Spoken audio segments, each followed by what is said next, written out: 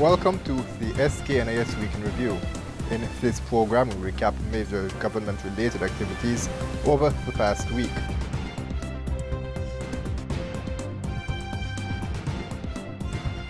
Coming up, economic stakeholders explore the growth of the digital economy.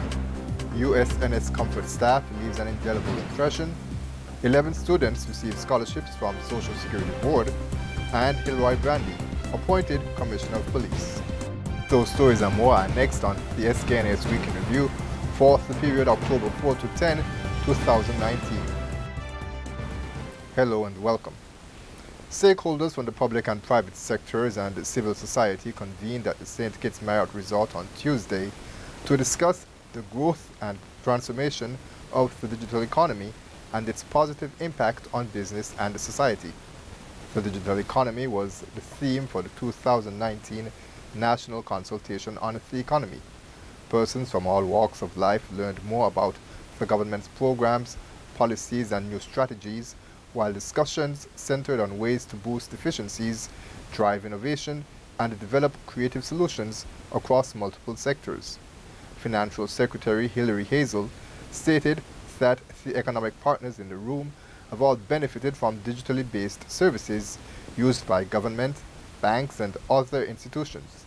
She said that the continuous growth in technology requires industry leaders to update and recalibrate our approach to digital transformation in both the public and private sectors. Now, Prime Minister and Minister of Finance Dr. The Honorable Timothy Harris highlighted the value of the digital economy. We do so because we see the real potential and job growth that can come from it, especially for our young people. The new technology can help us play a leading role in the region and beyond.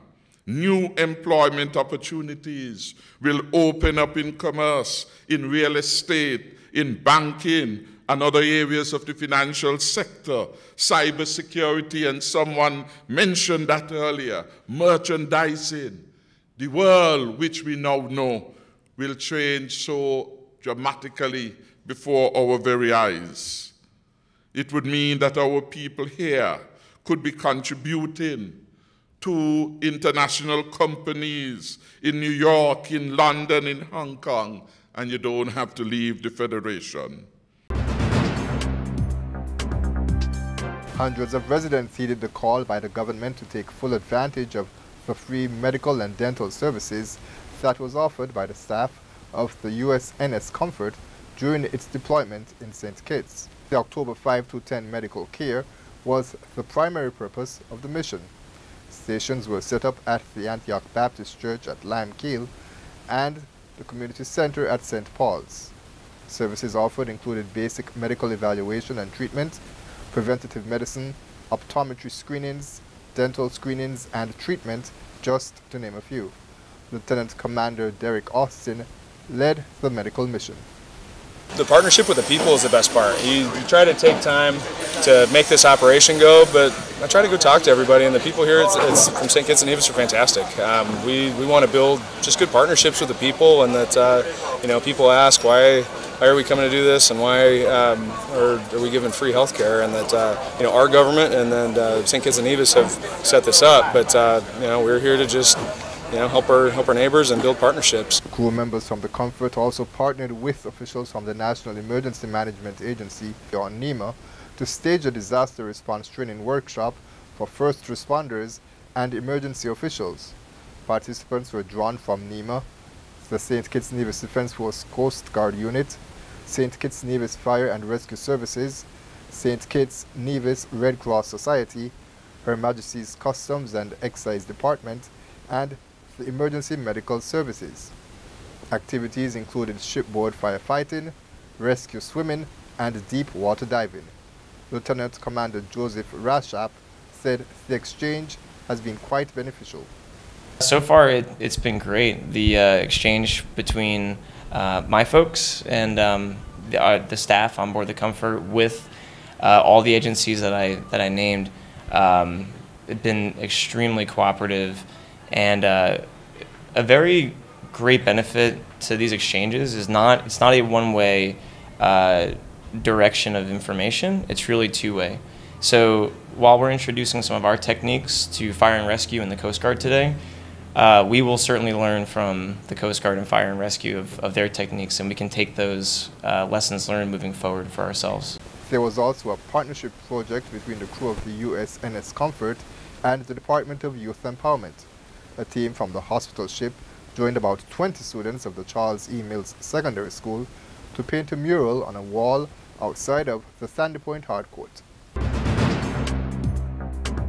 His Excellency Nestor Mendez, Assistant Secretary General of the Organization of American States, or OAS, made a clarion call for young persons to showcase their talents and creative skills in pursuit of their career goals. Assistant Secretary General Mendez visited St. Kitts and Nevis and met with a number of senior government officials, including Prime Minister Dr. the Honorable Timothy Harris. He also interacted with students from the Clarence Fitzroy Bryant College and Nevis Sixth Form. His Excellency Mendez sat down for an exclusive interview with the St. Kitts and Nevis Information Service on Monday to discuss the OAS and its contributions in promoting diplomacy and leadership throughout the Americas. He had a special message for the youth population. Don't close your mind to the possibilities that lie in the immediate neighborhood for yourself, for your future, and for your country. If you're a young professional or a student, if you want to get into diplomacy, you need to be at least bilingual. Preferably, you need to speak 3 languages if possible, but at least bilingual. Open, expose yourself, your mind, your education to the cultures nearby.